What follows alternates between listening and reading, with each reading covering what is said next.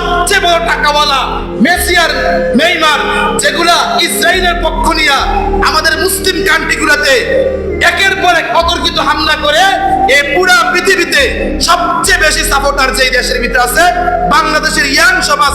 এই মেসি যে নিকৃষ্ট, যাকে আল্লাহ বলতে খবিস, যাকে আল্লাহ বলতে খসরাত দুনিয়া ওয়াল আখিরা, কোন ইহুদির বাচ্চা দুনিয়াতে সফল হতে পারে না, কোন বেঈমানের বাচ্চা দুনিয়াতে সফল হতে পারে না। এদেরকে যে আল্লাহ স্পষ্ট বলছেন বেঈমান দুনিয়াও শেষ, তার আখিরাতও শেষ। বেঈমান দুনিয়া তো খসারা, তার আখিরাত তো খসারা। এদের অনুসরণ যারা করবে নিশ্চিত মনে রাখবেন, এদের লিবাস যারা পরবে, এদের পক্ষ যারা নিবে, এদেরও দুনিয়া খসারা, আখিরাত খসারা।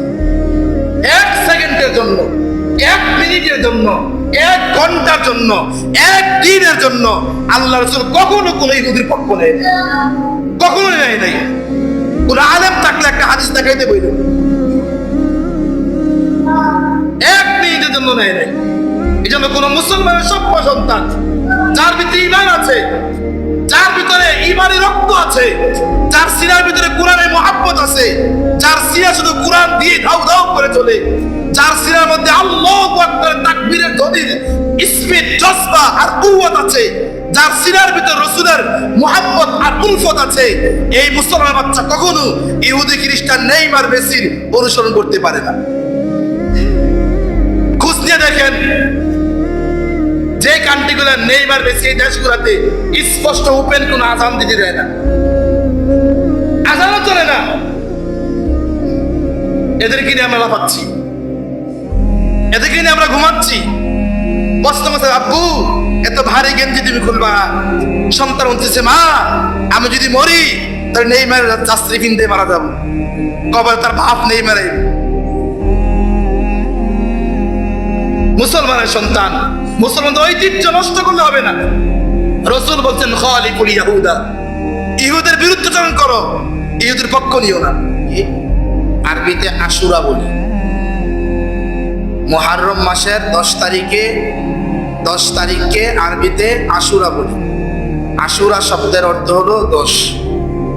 নবীজি সাল্লাল্লাহু আলাইহি ওয়াসাল্লামের উম্মাহ হিসাবে আমাদের এই দিনে করণীয় এবং এই মাসে করণীয় কি আমাদের জানা প্রয়োজন।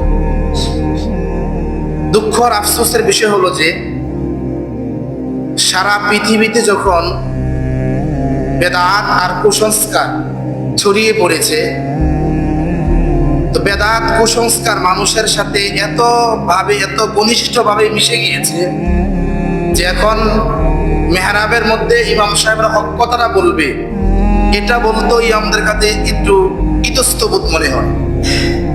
সকলে একটা কাজ করতেছে, হঠাৎ করে ইমাম সাহেব মানা করলে বিষয়টা কেমন দেখা যায়। আশুরা এই 10 মুহররম, আমরা জানি এই 10 মুহররম অর্থাৎ আশুরাতে নবীজি সাল্লাল্লাহু আলাইহি ওয়াসাল্লামের কলিজার টুকরা নাতি হুসাইন রাদিয়াল্লাহু তাআলা আনহুকে শহীদ করা হয়েছে। এখন হুসাইন রাদিয়াল্লাহু তাআলা আনহু এই দিনে শহীদ হয়েছে বিদায়, এই দিনের মহত্ব না আগ থেকে এই দিনের মহত্ব আছে বা মর্যাদা আছে বা কোরআন সুন্নাহের গুরুত্বপূর্ণ কোনো বিষয় আছে কিনা, আমরা সেই বিষয়টা ইনশাআল্লাহ আজকে আলোকপাত করব। আশুরার দিনে হুসাইন রাদিয়াল্লাহু তাআলা আনহু শহীদ হয়েছে। একটা দিনে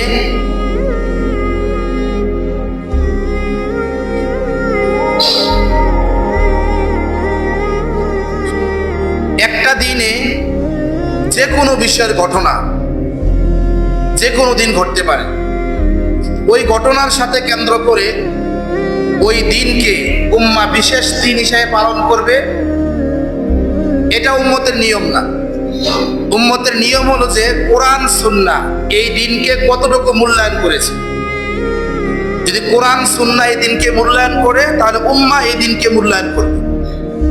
আর যদি কোরআন সুন্নাহ এই দিনকে মূল্যায়ন না করে আর উম্মার পক্ষ থেকে যদি এই দিনকে বিশেষ কোনো দিন হিসাবে কারো ব্যক্তিগত বিষয় নিয়ে ওই দিনকে মূল্যায়ন করে, এটাকে শরীয়তের পরিভাষায় বেদাত বলা। আমরা মনে করি এই 10 মুহররম আশুরার দিনের মূল্যায়ন হুসাইন রাদিয়াল্লাহু তাআলা আনহুর শহীদের বিনিময়ে হয়েছে। না, হাদিসে আসছে আল্লাহ রাসূল সাল্লাল্লাহু আলাইহি ওয়াসাল্লাম বলেছেন, এই আশুরার দিনের গুরুত্ব আমি নবী মুহাম্মদুর রাসূলুল্লাহ সাল্লাল্লাহু আলাইহি ওয়াসাল্লাম দুনিয়াতে আসার আগ থেকেই এই মুহররমের আশুরার দিনের গুরুত্ব আল্লাহ পাক রব্বুল আলামিনের কাছে অনেক বেশি। সুবহানাল্লাহ।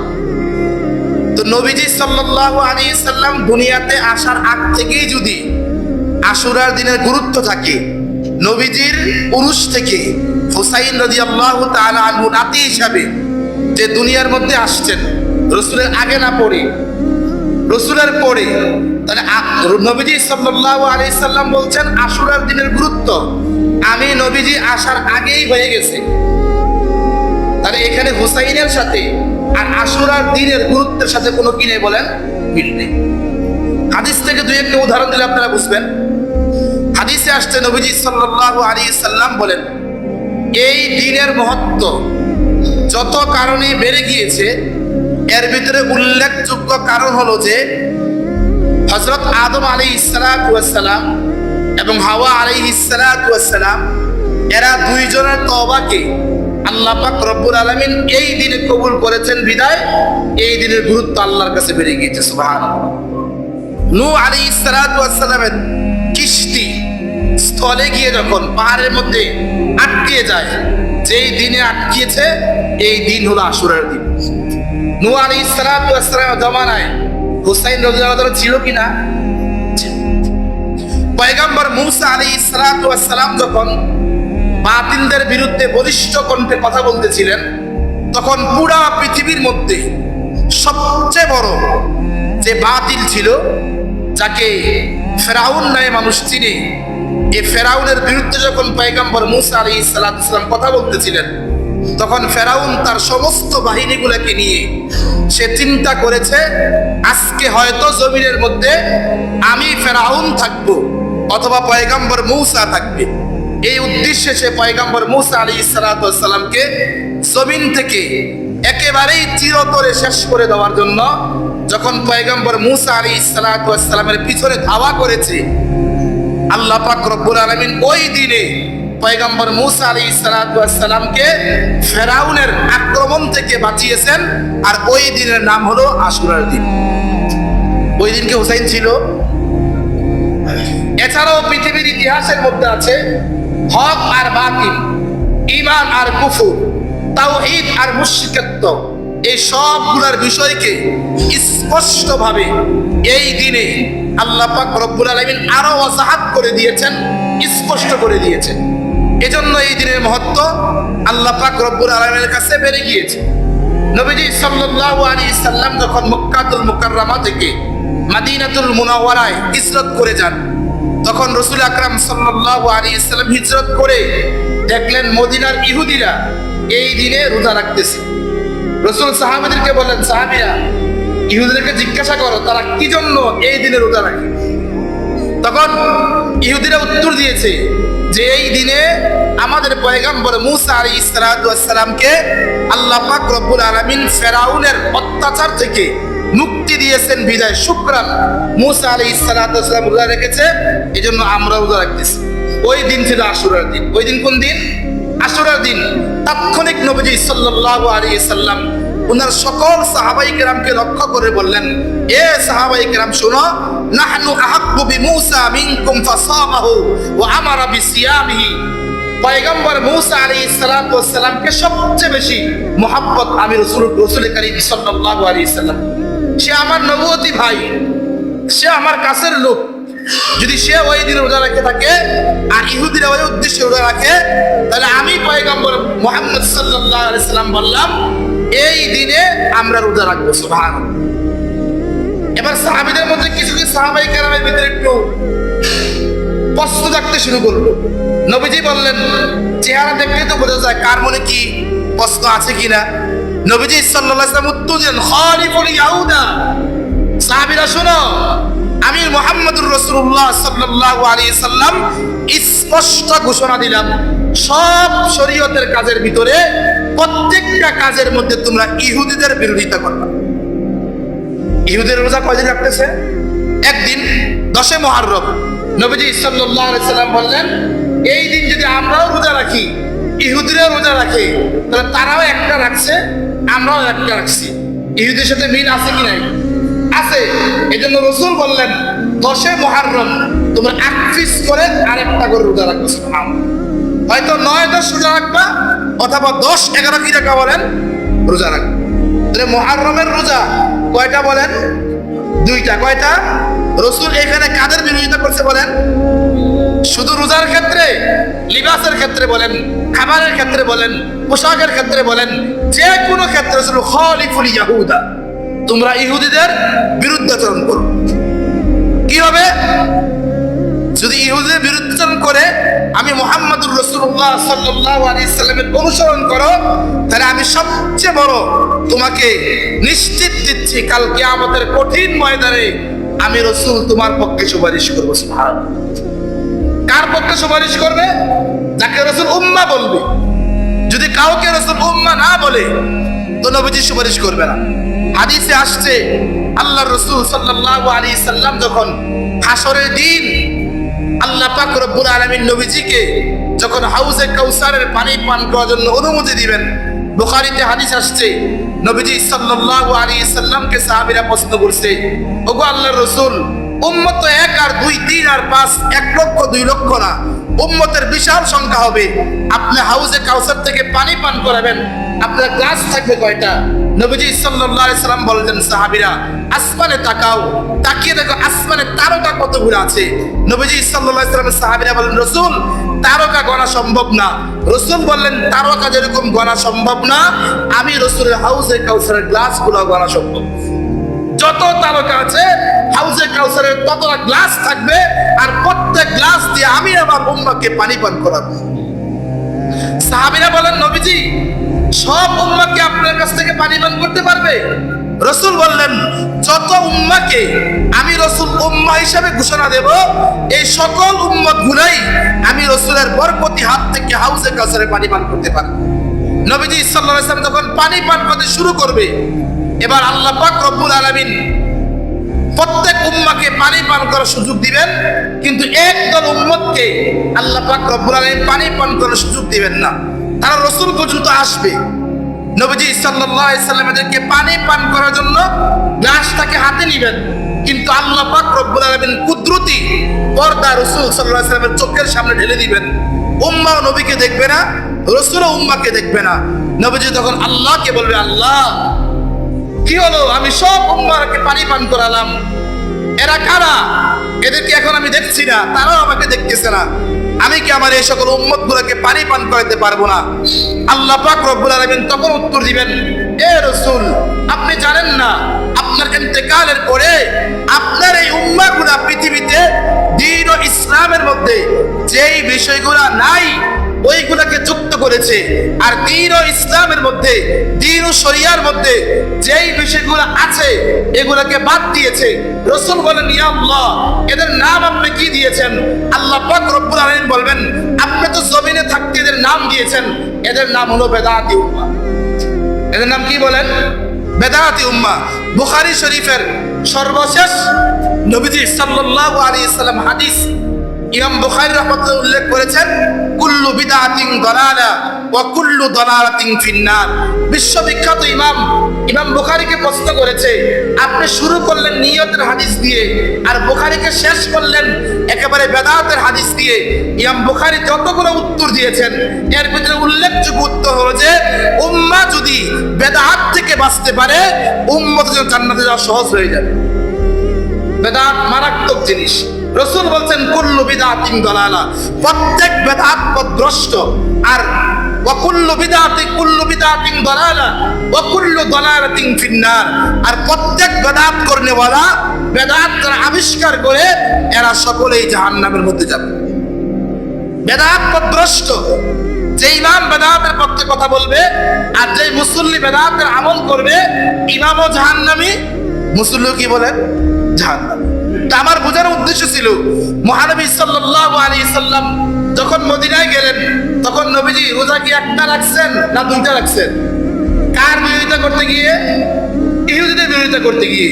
এই হাদিস থেকে উম্মার বিশাল বড় শিক্ষা হলো যে নবীজি যেরকম স্পষ্ট বলে গিয়েছেন, আমার উম্মারা ইহুদের খেলাফ করবে, বিরোধিতা করবে, লিবাসের ক্ষেত্রে, খাবারের ক্ষেত্রে, চলার ক্ষেত্রে, ভঙ্গির ক্ষেত্রে, প্রত্যেকটা তার কাইকে যেরকম সে কুরআন সুন্নাহকে ফলো করে চলবে, আর ইহুদের কোনো খাসলত তার ভিতরে আনবে না। উম্মত যদি সে আমল করতে পারে, তো হাসরের দিন নবীজি সাল্লাল্লাহু আলাইহি সাল্লাম সাচ্চা উম্মত বলে আমাদেরকে স্বীকৃতি দিবেন। যদি আপনারা আমার কথা বুঝেন, তাহলে একটু বলেন তো, ইহুদিদের সংস্কৃতি আমরা লালন করবো না, বাদ দিয়ে দেব? আফসোস আর দুঃখের বিষয় হলো যে আপনারা ইউটিউব, নেট, ফেসবুক খুললেই দেখবেন পুরা পৃথিবীর মধ্যে সবচেয়ে হাই কোয়ালিটির খেলা হয় ফুটবল খেলা। এবং এই পৃথিবীতে ফুটবল খেলার মধ্যে আমাদের বাংলাদেশে সরকার তাদেরকে প্রত্যেক মাসে লক্ষ লক্ষ কোটি কোটি টাকা দিচ্ছে শুধু ফুটবল খেলা জেতার জন্য। বাংলাদেশ স্বাধীন হওয়ার পর থেকে নিয়ে আজ পর্যন্ত বাংলাদেশের কোনো খেলোয়াড় বিশ্ব চ্যাম্পিয়ন হয়েছে? আগামী 100 বছর হইতে পারবে কিনা সন্দেহ আছে। পুরা পৃথিবীর সবচেয়ে বিশেষজ্ঞ লোকগুলোকে জিজ্ঞাসা করছে, আপনারা বাংলাদেশ কোন দেশ চিনেন কিনা? তখন সব বিষয়ে উত্তর দিছে, বাংলাদেশ খেলা দিয়ে চিনি না, বাংলাদেশ টিকিট দিয়ে চিনি নাই, বাংলাদেশের নায়িকা দিয়ে চিনি নাই, বাংলাদেশের মুভি দিয়ে চিনি নাই। বলে বাংলাদেশের নাম শুনলে তো কেমন করে? পুরা পৃথিবীর মধ্যে মক্কা মদিনা সহ, সৌদি আরব আরেবিয়ান সহ পুরা পৃথিবীতে আল্লাহ পাক যত উম্মাহ আল্লাহর রাসূলের পাঠিয়েছেন, সকল উম্মাদের মধ্যে আল্লাহ পাক রব্বুল আলামিনের ঘোষণা অনুযায়ী চিন্তা করলে বোঝা যায় আল্লাহ পাক রব্বুল আলামিন পুরা পৃথিবীর মধ্যে চ্যাম্পিয়ন এবং সবচেয়ে সিহাতে তেলাওয়াতিল কোরআন, সবচেয়ে সুন্দর আওয়াজ আর সবচেয়ে সুন্দর চোখের ভঙ্গিতে, সবচেয়ে সুন্দর চেহারা দিয়ে, সবচেয়ে সুন্দর জিহ্বা দিয়ে, সবচেয়ে সুন্দর তেলাওয়াত দিয়ে আল্লাহ পাক শুধু বাংলাদেশের সন্তানগুলোকে সৃষ্টি করেছেন। এজন্য পুরা পৃথিবীর মধ্যে একবার না দুইবার না, বাংলাদেশ স্বাধীন হওয়ার পর থেকে নিয়ে কমপক্ষে পুরা পৃথিবীর মধ্যে 30 বার পুরা পৃথিবীতে দেখিয়ে দিয়েছে, পুরা পৃথিবী বাংলাদেশ না চিনতে পারো, কোরআনের দিক থেকে, ইসলামের দিক থেকে, সুন্নাহর দিক থেকে একমাত্র পুরা পৃথিবীতে আগিয়ে আছে নাম্বার 1 বাংলাদেশ। সরকার লক্ষ লক্ষ টাকা খেলোয়াড়কে দিচ্ছে, এই খেলোয়াড় দিয়ে বাংলাদেশ মানুষ চিনে না। যদি ইউরোপ আমেরিকার মানুষকে জিজ্ঞাসা করা হয় বাংলাদেশ কি, তখন দেখবেন তারা প্রথমে মুখ থেকে থুতু নিক্ষেপ করে বলে এমন একটা দেশ যেখানে খেলার ফুটবলের একটা দৌড় দিতে পারে না, একটা মাঠ পর্যন্ত নাই। যে জিজ্ঞাসা করে, এই বেটা আমেরিকার দালালেরা বল বাংলাদেশ চিনস কেমন করে, স্পষ্ট আকারে বলবে যে বাংলাদেশ চিনি পবিত্র কালামুল্লাহ শরীফের তেলাওয়াত, মক্কা মদিনা সহ পুরা পৃথিবীর মধ্যে হাই কোয়ালিটির তেলাওয়াত হয় বাংলাদেশের 7-8 বছরের বাচ্চার তেলাওয়াত। তাহলে পুরা পৃথিবীর সামনে বাংলাদেশকে উঁচু করেছে কারা বলেন? হাফেজে কোরআন। কারা বলেন? হাফেজে কোরআন। পুরা পৃথিবী যখন ডক্টর জাকির নাইককে নাচতে শুরু করেছে, উনি এই করতে পারে সেই করতে পারে, তখন উপমহাদেশের প্রখ্যাত আলেমে দ্বীন, আরে বেটা তাদের দৌড় কতটুকু, উপমহাদেশের প্রখ্যাত আলেমে দ্বীন আল্লামা তাকি উসমানী শুধু 5 মিনিট জাকির নাইকের কথা বলছে, লাজবাব হয়ে গিয়েছে।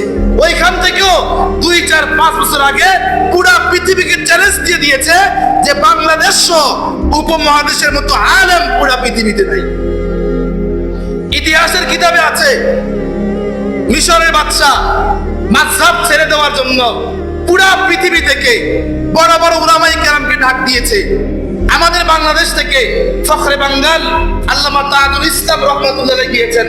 এক এক দেশের উলামায়ে কেরাম সকলে উচ্চা বলে মাযহাব মানা শিরিক। ফখরে বাঙ্গাল তাজুল ইসলাম পুরা পৃথিবীর আলেমগুলোকে শুধুমাত্র 3টা প্রশ্ন করেছে, আলেম সব হ্যাং হয়ে গিয়েছে, লাজবাব হয়ে গিয়েছে। ওই জমানায় ফখরে বাঙ্গাল পুরা পৃথিবীতে নাম্বার 1 আলেম হিসাবে উপাধি নিয়ে বাংলাদেশে আসছে। যখন নাকি পুরা পৃথিবীর মধ্যে সবচেয়ে বড় তাওয়াজ, সবচেয়ে বড় মিথ্যুক, সবচেয়ে বড় কাজ্জাব, সবচেয়ে বড় নব্য কাজ্জাব তারেক মনোয়ার যখন কথা বলেছে আব্দুল মালিক সাহেবকে নিয়ে, তখন সৌদি বড় বড় উলামায়ে কেরাম, উপমহাদেশের বড় বড় উলামায়ে কেরাম, পুরা পৃথিবীর সবচেয়ে বড় বড় উলামায়ে কেরাম বলছেন পুরা পৃথিবীর মধ্যে যদি আল্লাহ পাক রব্বুল আলামিন 5 জন যুগশ্রেষ্ঠ আলেম রাখে, তাহলে বাংলাদেশের বর্তমান বাইতুল মুকাররমের খতিব মুফতি আব্দুল মালিক সাহেবকে নাম্বার 1 রাখছে। তারা বাংলাদেশ বিজয়ী চিনি কি দিয়ে বলেন? আলেম ওলামা হাফেজে কোরআন যুবন কি দিয়ে চিনে? আগামী 100 বছর পর্যন্ত বাংলাদেশ ক্রিকেট আর ফুটবল দিয়ে পুরো পৃথিবীতে নাম অর্জন করতে পারবে। আপনারা দেখেন, এই জন্য ইউরোপ আমেরিকা হাফেজদের প্রতিযোগিতা নেয়, বারবার কান ধরে ভাবসায় বুশ আর ডব্লিউ বুশ আর টাম আর ডাম গুলা যে সাবধান, পুরা পৃথিবী থেকে হাফেজ আইনো, কিন্তু বাংলাদেশ থেকে আইনো। বাংলাদেশের হাফেজের কোরআন নাম্বার 1 হাফেজের কোরআন, বাংলাদেশের উলামায়ে কেরাম নাম্বার 1 বাংলাদেশের উলামায়ে কেরাম। পুরা পৃথিবীতে যখন নাকি এক মওদুদি ফিতনা নিয়ে প্রত্যেক ঘরে ঘরে আগুন জ্বলতেছে, বাংলাদেশের মামুন হক সহ তার যারা বেলা সহ পুরা পৃথিবীর উলামায়ে কেরাম যারা নব্য আলেম, যারা ইতিহাস বুঝে না, মুনাফিক মার্কা জামাত ইসলামের পক্ষ নিয়ে কথা বলে, আল্লামা অলিপুরির বিরুদ্ধে কথা বলতেছে, তো পুরা পৃথিবীতে এক চ্যালেঞ্জ অলিপুরি দিছে, আজ পর্যন্ত অলিপুর লোকে বসার মতো কোন পৃথিবীতে কোন আলেম তৈরি হয় নাই। এই 2-4 সপ্তাহের ফিতনা দিয়েও, 1 সপ্তাহের জবাব দিয়েও পুরা পৃথিবীতে নাম্বার মার্কা 1 আলেম হিসেবে প্রসিদ্ধ হয়ে গেছে খতিবে আজম ফখরে বাঙ্গাল আল্লামা নুরুল ইসলাম অলিপুরি বারাকাল্লাহু ফি হায়াত। বাংলাদেশকে পাস করানো, বাংলাদেশকে হেরে ফেলা, হাফেজে কোরআন থাকতে, উলামায়ে কেরাম থাকতে পুরা পৃথিবী যত বড় শক্তি অর্জন করুক, কঠিন কালো সম্ভব না, কঠিন কালো সম্ভব না। তাই বলছিলাম প্রত্যেক বিষয়ে ইহুদের খেলাফ করা দরকার, কিন্তু ফুটবল খেলার নামে বাংলাদেশের ছেলেরা যেখানে পুরা পৃথিবীতে হাফেজে কোরআনরা টুপি পইরা পাঞ্জাবি পইরা পুরা পৃথিবীতে নাম্বার 1 হিসেবে আছে, এদের ফলো করবে, তা না কইরা পুরা পৃথিবীতে সবচেয়ে নিকৃষ্ট বেঈমান মানে নিকৃষ্ট। বেঈমান মানে কি বলেন? বেঈমান মানে কি বলেন? মুশরিক কি বলেন? নিকৃষ্ট। বেঈমান কি বলেন? নিকৃষ্ট। পুরা পৃথিবীতে সবচেয়ে বড় টাকাওয়ালা মেসি আর নেইমার, যেগুলা ইসরায়েলের পক্ষ নিয়ে আমাদের মুসলিম কান্ট্রিগুলোতে একের পর এক অতর্কিত হামলা করে, এই পুরা পৃথিবীতে সবচেয়ে বেশি সাপোর্টার যে দেশের ভিতরে আছে বাংলাদেশের ইয়াং সমাজ। এই মেসি যে নিকৃষ্ট, যাকে আল্লাহ বলতে খবিস, যাকে আল্লাহ বলতে খসরাত দুনিয়া ওয়াল আখিরা, কোন ইহুদির বাচ্চা দুনিয়াতে সফল হতে পারে না, কোন বেঈমানের বাচ্চা দুনিয়াতে সফল হতে পারে না। এদেরকে আল্লাহ স্পষ্ট বলছেন, বেঈমান দুনিয়াও শেষ, তার আখিরাতও শেষ। বেঈমান দুনিয়া তো খসারা, তার আখিরাত তো খসারা। এদের অনুসরণ যারা করবে নিশ্চিত মনে রাখবেন, এদের লিবাস যারা পরবে, এদের পক্ষ যারা নিবে, এদেরও দুনিয়া খসারা, আখিরাত তো খসারা। 1 সেকেন্ডের জন্য, 1 মিনিটের জন্য, 1 ঘন্টার জন্য, 1 দিনের জন্য আল্লাহ রাসূল কখনো কোন ইহুদির পক্ষ নেয়, কখনো নেয় নাই। কোন আলেম থাকলে একটা হাদিস দেখাইতে বইল, 1 মিনিটের জন্য নেয় নাই। এই জন্য কোন মুসলমানের সভ্য সন্তান যার ভিতরে ঈমান আছে, যার ভিতরে ঈমানি রক্ত আছে, যার সিনার ভিতরে কোরআনের মহব্বত আছে, যার সিনা শুধু কোরআন দিয়ে ধাউ ধাউ করে চলে, যার সিনার মধ্যে আল্লাহু আকবার তাকবীরের ধ্বনি, স্পিড, জজবা আর কুওয়াত আছে, যার সিনার ভিতরে রাসূলের মহব্বত আর উলফত আছে, এই মুসলমান বাচ্চা কখনো ইহুদি খ্রিস্টান নেইমার মেসির অনুসরণ করতে পারে না। খোঁজ নিয়ে দেখেন, যে কান্ট্রিগুলো নেইমার মেসি এই দেশগুলোতে স্পষ্ট ওপেন কোন আযান দিতে দেয় না, আযানও চলে না। এদেরকে নিয়ে আমরা লাফাচ্ছি, এদেরকে নিয়ে আমরা ঘুমাচ্ছি। প্রশ্ন করছে, আব্বু এত ভারী গেঞ্জি তুমি খুলবা না? সন্তান বলতেছে, মা আমি যদি মরি তাহলে নেইমার যাত্রী কিনতে মারা যাবো, কবে তার বাপ নেইমারে। মুসলমানের সন্তান, মুসলমান ঐতিহ্য নষ্ট করলে হবে না। রাসূল বলছেন, খালিকুল ইয়াহুদা, ইহুদের বিরুদ্ধাচরণ করো, ইহুদের পক্ষ নিও না। ইহুদের কি নিও না বলো? ইহুদির পক্ষ নিও না। অনেক অনেক নওজোয়ান যাদের মাথার ভিতরে শয়তান থেকে বসছে, এরা আবার কইবে হুজুর এবারে বেঈমান কয়, কাফের কয়, যে কোনো মধ্যে মুসলমান হইতে পারি। আরে ভাই, যখন বেঈমান তখন বেঈমান বলতে হবে, যখন সে মুসলমান তখন তাকে বেঈমান বলা যাবে? এ মুসলমান হোক। এজন্য মুসলমান নওজোয়ান ইহুদি খ্রিস্টানের পক্ষ নেওয়া যাবে না। তো হাদিসে রাসূল বলছে, এই আশুরার দিনে এই ইহুদের রোজা রাখে একটা, আমি রাসূল রাখবো 2টা। কার বিরুদ্ধে করার জন্য বলেন? খালিকুল ইয়াহুদা, 9-10 অথবা 10-11 মুহররমের আপনি দুইটা রোজা রাখবেন। দুইটা রোজা রাখা আউলা উত্তম বিষয়। রাসূলের ইন্তেকালের পরে 61 হিজরিতে অথবা 60 হিজরিতে নবীজি সাল্লাল্লাহু আলাইহি সাল্লামের নাতি হুসাইন রাদিয়াল্লাহু তাআলা আনহু তিনাকে কুফা থেকে অনেক গুলা চিঠি দিচ্ছে। তখন ওই দেশের বাদশা ছিলেন ইয়াজিদ। চিঠির উত্তর কি লিখছে যে হুসাইন তুমি আমাদেরকে আসো, আমরা তোমাকে খেলাফত দেব, খলিফা বানাবো, তুমি আসো। হুসাইন রাদিয়াল্লাহু তাআলা আনহু এক সময় চিন্তা ফিকির করে সপরিবারে কুফায় যাওয়ার জন্য চিন্তা করলেন। রেডি, সবকিছু ওকে। সাহাবায়ে কেরামকে যাওয়ার মুহূর্তে সাহাবায়ে কেরামকে, মদিনার বড় বড় সাহাবায়ে কেরামকে জিজ্ঞাসা করছে আমি যাইতে চাই। সকল সাহাবায়ে কেরাম হুসাইন বলছে হুসাইন তুমি যাইও না, তুমি কি করো না, যাইও না। বড় বড় সাহাবায়ে কেরাম, বয়সও বড়, যোগ্যতাও বড়, এরকম বড় বড় সাহাবায়ে কেরাম হুসাইন বলছে হুসাইন যাইও না। হুসাইন মদিনা থেকে সফর করে যখন মক্কায় আসে, মক্কার রাসূলের সাহাবায়ে কেরাম যখন সংবাদ পাইলেন রাসূলের নাতি কলিজার টুকরা হুসাইন রাদিয়াল্লাহু তাআলা মক্কাতুল মুকাররমে আসছে, সকল সাহাবায়ে কেরাম দৌড়ে আসছে। এর ভিতরে উল্লেখযোগ্য বড় বড় সাহাবায়ে কেরাম আব্দুল্লাহ ইবনে উমর, আব্দুল্লাহ ইবনে আব্বাস, আব্দুল্লাহ ইবনে জুবায়ের, এরকম বড় বড় সাহাবায়ে কেরাম হুসাইন কাছে বলছে হুসাইন বিনা প্রস্তুতিতে মক্কা মধ্যে না জেনে এসে বললা। হুসাইন বলছে আমি কুফা যাব।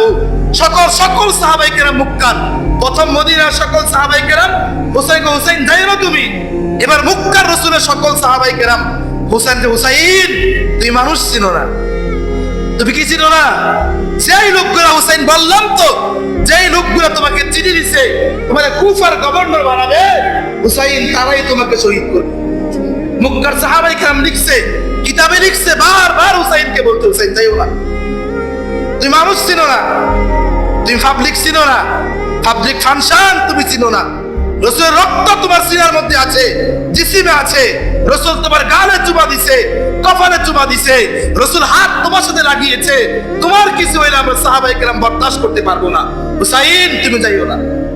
হুসাইন সাহাবায়ে কেরাম বাধা বিন্নত অপেক্ষা করে যখন নাকি চলছে, তখন এই কারবালার প্রান্তরে যখন হুসাইন রাদিয়াল্লাহু তাআলা উঠছে, তখন উনার চাচাতো ভাই মুসলিম ইবনে আকিল উনাকে বলছে হুসাইন বলছে চাচাতো ভাই তুমি গিয়া ওই এলাকার খবর নাও, কুফার খবর নাও, যে কুফার লোক আসলে আমাকে চায় কিনা, আসলে আমাকে ভালোবাসে কিনা। তখন এই মুসলিম ইবনে আকিল যখন ওইখানে খবর নিছে, তখন তারা সুন্দর আচরণ করছে। মুনাফিকদের আচরণ প্রথম কি হয় বলেন? সুন্দর হয়। প্রথম কি হয়? সুন্দর হয়, কিন্তু পরে খুব ডেঞ্জারাস হয়। ভালো আচরণ করার ফলে এবার মুসলিম ইবনে আকিল চিঠি লিখছে হুসাইনের কাছে, হুসাইন সকল মানুষ তোমাকে মহব্বত করে, তুমি আসতে পারো। চিঠি পাঠানো হয়েছে, এর কথা মুসলিম ইবনে আকিল তার সঙ্গীগুলো হত্যা করছে। কারা করছে বলেন? মুনাফিকরা। কারা করছে বলেন? হুসাইন তো চিঠি পাইয়া যখন রওনা দিছে, তখন ইয়াজিদ কুফার গভর্নর উবাইদুল্লাহ ইবনে জিয়াদকে বলছে, এই উবাইদুল্লাহ ইবনে জিয়াদ, কুফার ভিতরে আল্লাহর রাসূলের নাতি হুসাইন রাদিয়াল্লাহু তাআলা আসতেছে, তাকে কুফায় যেন আসতে পারে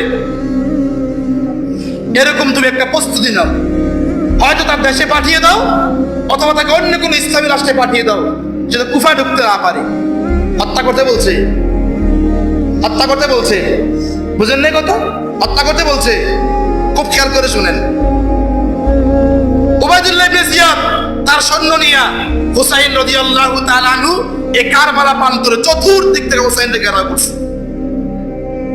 হুসাইন যখন দেখলেন অবস্থা বেগতিক, উবাইদুল্লাহ ইবনে জিয়াদ কখনই হুসাইনকে ছাড়বে না, হত্যা করেই ফেলবে। তখন হুসাইন আসমান আর জমিন পুরা পৃথিবীর সাক্ষী রেখে বলছে, আয় উবাইদুল্লাহ, আমি তোমাকে 3টা প্রস্তাব দেই, যদি মনে করো প্রস্তাবগুলো ভালো তাহলে তুমি আমাকে ছেড়ে দাও। প্রথম প্রস্তাব দিছে, এই উবাইদুল্লাহ ইবনে জিয়াদ, আমি যুদ্ধ করতে আসি নাই। আমি কি করতে আসি নাই? হুসাইনের সৈন্য ছিল, পরিবার লোক ছিল 72 জন। 72 জন সৈন্য নিয়ে কি করা যুদ্ধ করা যায়? একটা দেশের বিরুদ্ধে 72 জন নিয়ে যুদ্ধ করা কিনা সম্ভব? হুসাইন বলছে, আসমান আর জমিনকে সাক্ষী রেখে বললাম, রব্বে কাবার কসম খেয়ে বলছি, আমি এখানে যুদ্ধ করতে আসি নাই। উবাইদুল্লাহ ইবনে জিয়াদ তারপর কথা শুনে নাই। দ্বিতীয় প্রস্তাব দিছে, এই শোন বেটা, যদি আমাকে তোমরা পছন্দ না করো তাহলে আমাকে এখান থেকে মক্কা যেতে দাও, আমি আমার নানার কুলে চলে যাই, মক্কাতুল মুকাররমা মদিনাতুল মুনাওয়ারা আমি চলে যাই, আমি এখানে যুদ্ধ করতে আসি নাই, আমাকে মক্কা যেতে দাও। এখান থেকে মুহাদ্দিসরা বলে যুদ্ধ করতে গেলে যুদ্ধের মাঠ থেকে পালায়ন করে মুনাফিক। হুসাইন কি মুনাফিক ছিলেন? তাহলে তিনি কি জন্য ফিরে আসতে চাইছেন? তাহলে বোঝা গেছে এখানে হুসাইন যুদ্ধ করতে যায়। 3 নম্বর প্রস্তাব দিছে, যদি তোমরা আমাকে কুফা যেতে না দাও তাহলে আমাকে ইয়াজিদ পর্যন্ত পৌঁছে দাও, আমি সামনাসামনি ইয়াজিদের কথা বলবো। ইয়াজিদ সাহাবীর সন্তান, আমার রাসূলকে ভালোবাসতো, আমার নানাকে ভালোবাসতো, ইসলাম ভালোবাসে, তার সাথে আমি কথা বলবো, তোমরা আমাকে যেতে দাও। কিন্তু উবাইদুল্লাহ ইবনে জিয়াদ সে তা না কইরা হুসাইন রাদিয়াল্লাহু তাআলা আনহু সহ ৭২ জন নবীজি সাল্লাল্লাহু আলাইহি ওয়াসাল্লামের জলিলুল কদর সাহাবীদেরকে তারা হত্যা করেছে। এই হত্যার পিছনে মুহাক্কিক ইতিহাসবিদ সবচেয়ে বেশি দায়ী করে উবাইদুল্লাহ ইবনে জিয়াদ। হুসাইন কার হাতে হত্যা হয়েছে বলেন তো? কার হাতে? উবাইদুল্লাহ ইবনে জিয়াদের হাতে। হুসাইন রাদিয়াল্লাহু তাআলা আনহুর মাথাকে একবারে কল্লা থেকে পৃথক কইরা চুলগুলা ধইরা উবাইদুল্লাহ ইবনে জিয়াদ যখন ইয়াজিদের কাছে নিয়ে যায়, ইয়াজিদ প্রথম যখন দেখছে মাথা নিচু করে ফেলছে, বলছে উবাইদুল্লাহ ইবনে জিয়াদ, কুফার গভর্নর, তোমাকে আমি বরখাস্ত করলাম, তোমাকে আমি এটা বলি নাই, তুমি কার গায়ে আঘাত করেছো, তুমি কার রক্ত ঝরিয়েছো, আমি তোমার থেকে আশা করি নাই। সাথে সাথে সে কুফার প্রধানমন্ত্রী ছিল, তাকে বাদ দিয়ে দিছে। ইয়াজিদ খুশি হয় নাই, মাথাকে হাতে নিয়ে বলছে, রাসূল আমি জানি না আপনি আমাকে ক্ষমা করবেন কিনা। হুসাইন রাদিয়াল্লাহু তাআলা শহীদ করে এই মুনাফিকরা, তখন এই সবগুলা মুনাফিক ইয়াজিদের সামনে গিয়া এবং মক্কার ভিতরে কিছু আইসা এবং মদিনায় কিছু আইসা, তখন তারা হাই হুসাইন, হাই হুসাইন, হাই হুসাইন মিছিল করতে শুরু করছে। হত্যা করছে কারা? তারা। মিছিল করে কারা? বুঝেন নেই। হত্যা করছে কারা? তারা। মিছিল করে কারা? তারাই। মিছিল তারাই করে। আব্দুল্লাহ ইবনে সাবার নেতৃত্বে, আব্দুল্লাহ সাবার বিশ্ববিখ্যাত মুনাফিক। মুনাফিক বুঝেন না আপনারা? মুনাফিক রাসূলের প্রথম খলিফা আবু বকর সিদ্দিক, দ্বিতীয় খলিফা ওমর রাদিয়াল্লাহু তাআলা, তৃতীয় খলিফা উসমান রাদিয়াল্লাহু তাআলা যখন খেলাফতে বসে, তখন এই আব্দুল্লাহ ইবনে সাবা সাহাবায়ে কেরামের কাছে গিয়ে বলে, কিও আলিনা মেয়ের জামাই, আবার শাস্ত্র ভাই সাইন্নাবা খলিফা কেমনে হয়? উসমান দি খলিফা বুঝে গেছে গা। বিষয়টা বুঝতে পারলাম না? রাসূলের নেতৃত্ব দিবে রাসূলের পরিবারের পক্ষ থেকে মানুষ, কিছু সরনা মুসলমান আব্দুল্লাহ ইবনে সাবারে খুব ভালো মনে করছে। এরা বানানা খারাপ বলেন তো? দেখবেন জামাই বউ যখন ঝগড়া লাগে, তৃতীয় জন বুঝে কয়, হ্যালো তোর যে চেহারা, হ্যালো তোর যে চুল, মাশাআল্লাহ, তুই তার চাহিদা কি হইব, তুই এত ভালো বিয়ে হইতে পারবি। দেখছেন নি কোনো সময় আপনারা? তৃতীয় পক্ষ দেখছেন নি আপনারা? বাবা ছাড়া মুনাফিকেরই, বুঝছেন? এটি কিতা বলেন? কিতা এটি? দুই পরিবার ঝগড়া লাগছে, মারা মেরাতে চায়, বেড়া তোর সার্টিফিকেট লিখা তোরে আল্লাহ ফাস্ট ফুড দিছে, বেটা পাড়াইয়ালা। কথা বুঝেন নাই? এদের কি কইবা তোর সম্মান কম নাকি বেটা? তুই কি লিখে ঠকবি? লাখ মাঠের ভিতরে বেটা তোমার পক্ষ লাগাই দিছে। এটা কিতা বলেন? এগুলা কি বলেন? মুনাফিক। এগুলা কি বলেন? প্রত্যেক ফ্যামিলিতে, যত ফ্যামিলিতে জামাই ঝগড়া হয়, তৃতীয় কোনো ব্যক্তির হাত আছে কেন? এটা মনে করবেন।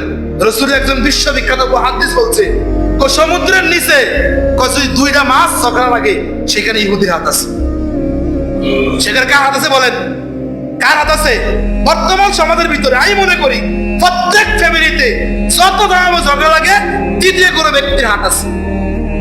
এজন্য বিশ্ববিখ্যাত আলেমে দ্বীন আল্লামা শাইখ জুলফিকার আহমদ নকশবন্দি, ইনি মেয়েদেরকে নাসিহা করতে গিয়ে বলছেন, মেয়েদের প্রথম নসিহত, মেয়ে স্বামীর পরামর্শ ছাড়া দ্বিতীয় কোনো ব্যক্তির পরামর্শ শুনবে না। কার পরামর্শ বলেন?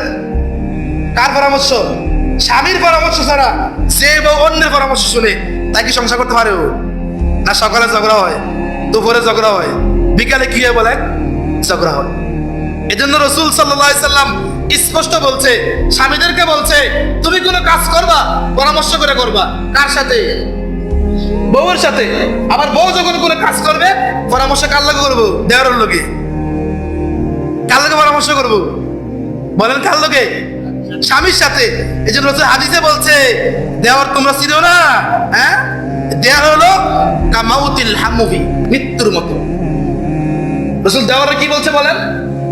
মৃত্যুর মতো, মৃত্যুর মতো। স্পষ্ট মেশকাতের হাদিস। রাসূল বলছে কি বলেন? মৃত্যুর মতো। আর কি সুন্দর ইহুদি খ্রিস্টান মুনাফিকদের কুসংস্কার আসছে। কোন নতুন বউ যখন আনবো তারে গাড়ার থেকে আরেক নামায় কে ঘর নিব? আমার ছোট্ট ভাই আছে, এ প্রথম তাইরে শুইব, আমার ছোট ভাই কোলে করে ঘর নিব। ইসলামী সভ্যতা না ইহুদি সভ্যতা? শুধু কার সভ্যতা বলেন? খ্রিস্টান সভ্যতা। তো শুধু ভাই না, কে নিব? আমার বোন জামাইটা আছে। কথা বুঝেন নাই? কে আছে বলেন? এবার হেতের বউরে প্রথম কোলে লাগে ডাকো বোন জামাই। কার সভ্যতা বলেন? ইসলামী না ইহুদি সভ্যতা? ইহুদি সভ্যতা এগুলা। এরপরে কয় নতুন বউ ঘরে আইছে, এটা বরকত কি বরকতময় না, কি করা যায়? দুপুরে গবেষণা করে দাদির লোকে, শাশির লোকে, দেওয়ারের লোকে, পঞ্জাবের লোকে। তো কেমনে গবেষণা করন যায়?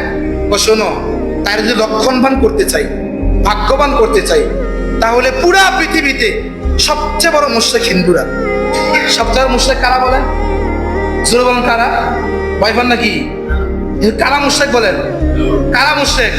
30 লাখ মুসলমানদের রক্তের বিনিময়ে স্বাধীন হয়েছে। দেখছেন না আপনারা?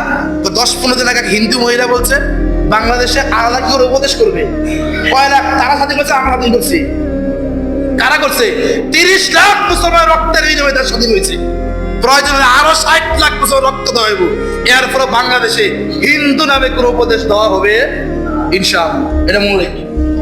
বাংলাদেশে 1 ইঞ্চি মাটি ছাড়বো না। তো কি করা যায়? পরামর্শ করাবো চিন্তা করছে যে পুরা পৃথিবীতে সবচেয়ে নিকৃষ্ট জাতি এই হিন্দুরা। বরকত অবরকত তারা চালু করে 3টা বস্তুতে। কয়টা বস্তুতে বলেন? এক হলো যে হলুদ মাখা কুলা। দেখছেন আপনারা? দেখেন নাই মনে হয়? দেখছেন না? এই হলুদের ভিতরে করে ধান আনে, সিরা ধান। সিরা ধান বাতাসে উড়ে যায়। এর মানে কিটা বলেননি? এই বল, এই ঘরে আসছো, তোমাকে রাখবো 1-1.5 মাস।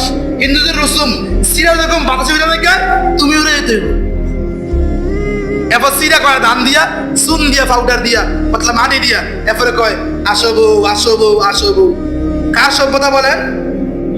কার সভ্যতা? শুধু তাই না, যখন ধান আর কুলা দেয় এর ভিতরে পুরা পৃথিবীতে আল্লাহ রসুল বলছেন আমার যখন কোন উম্মাহ দুনিয়ায় থাকবে, তো আমি রসুল বললাম আল জান্নাতু তাহতা আকদামিল উম্মাত। আমার উম্মতের জান্নাত হলো তার মায়ের পায়ের নিচে। এজন্য আপনারা দেখবেন যদি আপনাদের দেশে কোনো হিন্দু থাকে, এটাকে জিজ্ঞাসা করেন তোকে মা কেডা? কাঙ্গ মা গরু। বুঝেন নাই? এটাকে মা কেডায়? এটাকে মা কেডায়? বুঝছেন না এগুলো? আপনারা জানেন না এগুলো? তো কন্যা কে দেখে মিয়া এটাকে মা কেডায়? গরু। রাসূল বলছেন আল জান্নাতু তাহতা আকদামিল উম্মাহাত। আমার উম্মতের সন্তানের জান্নাত হলো মার পায়ের নিচে। আর তারা কয় আমরা জান্নাত গরুর পায়ের নিচে। এজন্য বাংলাদেশের বিশ্ববিখ্যাত আলেমে দ্বীন আল্লাহ মুফতি দেলওয়ার সাহেব বারাকাল্লাহু ফি হায়াতি, হিন্দুরা যখন কোনো বস্তু বানায় তখন তার ভিতরে বরকত হিসেবে গরুর পেশাব দেয়। কার পেশাব দেয়? এই জন্য ফুকায়ে কেরাম কিতাবের ভিতরে স্পষ্ট লিখছেন হিন্দুর খাবার খাওয়া মাকরুহ। খাওয়া কিতা? খাওয়া কিতা? আরো খুশি হুজুর, হেতির মায়া বিয়া দিছে, আমার দাওয়াত দিছে, আলহামদুলিল্লাহ কাটতে একটা দিছে, শুয়োরে কিছু গোস্ত পেঁয়াজ দিয়ে তোমাদের বুনা করছে, খাইছি, খুব ভালো লাগছে। বুঝেন নাই? হ্যাঁ, তার মুসলমান দরকার, সহযোগী দরকার। মুসলমানকে আল্লাহ সম্পদ দিছে, মুসলমান দান করবে। কি করে বলেন? দান করবে এমনি না, কিতাবে লিখছে দান করবে এই জন্য যাতে করে সে মুসলমানদের মধ্যে ধুইকা সে ইসলাম গ্রহণ করে। কি গ্রহণ করে বলেন? তাহলে হিন্দুকে দান করা নিষেধ না? দান করা যাবে? দান করা যাবে কিনা? কি নিয়তে বলেন? কি নিয়তে? হিন্দুদের গার মোটা হওয়ার লাগিয়া, সম্পত্তি বাড়ানোর লাগিয়া, এরা আরো প্রতিষ্ঠিত হওয়ার কাছে দান করবে, সে নিতই নিশ্চিত সে হিন্দুদের পক্ষ থেকে। কোন মুসলমানের সন্তান, কোন ইহুদি, কোন নাসারা, কোন হিন্দু, কোন মুশরিক, কোন বৌদ্ধের পক্ষ নিতে পারে না। হিন্দুকে নুসরত করবে ইসলামের স্বার্থে, ইহুদিকে নুসরত করবে ইসলামের স্বার্থে, নাসারাকে নুসরত করবে ইসলামের স্বার্থে, বৌদ্ধকে দান করব ইসলামের স্বার্থে। যখন ইসলামের কোনো ক্ষতি আসবে, দেশের কোনো ক্ষতি আসবে, কাউকে চুল পরিমাণ ছাড় দেওয়া যাবে না। এ হুসাইন রে শহীদ করছে মুনাফিকরা, এরপর হাই হুসাইন হাই হুসাইন হাই হুসাইন, তারাই শহীদ করছে, এখন তারাই মিছিল দেয়। নবীজি সাল্লাল্লাহু আলাইহি সাল্লাম বলছেন, ইসলামের দিন নির্দিষ্ট হয় আমি রাসূলের সুন্নাহ দিয়ে, কোরআন দিয়ে, আমার সাহাবীদের কথা দিয়ে, কোন সাধারণ উম্মার ব্যক্তির কথা দিয়ে ইসলামের কোন সুনির্দিষ্ট দিন নির্দিষ্ট হয় না। তাহলে 10 মুহররম, 10 মুহররম এটা কি হুসাইন রাদিয়াল্লাহু নিকটে বরকত কারণে বরকতি না রাসূলের কারণে বরকতি? বলেন কার কারণে বরকতি? রাসূলের কারণে কি তা বলেন বরকতি। এরপর রাসূল বলছে ইসলামের ভিতরে আপনারা যারা শুভ দিবস পালন করেন আবার জন্ম দিবস পালন করেন, কতটুকু বৈধ? এটা নিয়েও ফুকায়ে কেরাম বহুত কথা বলছেন। ইনশাআল্লাহ আল্লাহ যদি তৌফিক দান করে সামনে তখন আলোচনা করব। সবচেয়ে বড় কথা হলো যে আমাদের মুসলমানের সন্তান যারা জার্সি কিনছো ইহুদি খ্রিস্টানের, আজকে তওবা করো আল্লাহর কাছে।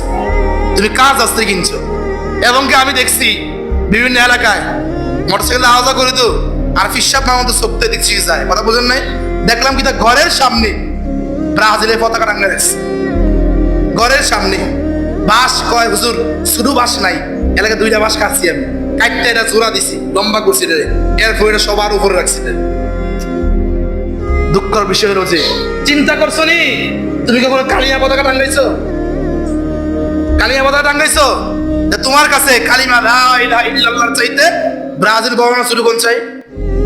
তুমি কি বুঝাইলা বর্ণনা শুরু? তুমি মুসলমানের সন্তান, ইহুদির বাচ্চা, খ্রিস্টানের বাচ্চা, তার দেশের পতাকা তোমার ঘরের সামনে কি লেগে? তোমার ঘরের সামনে কি লেগা?